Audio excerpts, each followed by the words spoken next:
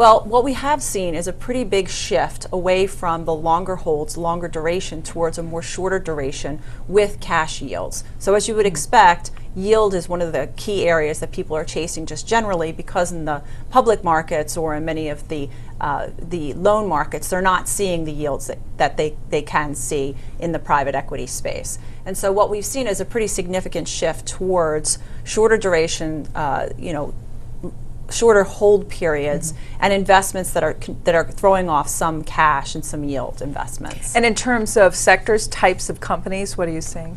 Sectors that are interesting today include energy. I mean, that's probably the hottest area. If you look at the amount of dollars that are going into private equity, a significant portion of that is going into the energy space. And part of that is because the dollars that are needed for that sector are huge. The infrastructure that still needs to be built for all the natural gas and the shale plays that you're seeing today, you have to get that gas from one place to another. So we expect an enormous amount of dollars to be spent in the infrastructure space and in the services space. So I would say that's probably the hottest area in private equity right now, and why you're seeing it probably on every front page, or at least somewhere in that newspaper as it relates to investments. And what about technology then?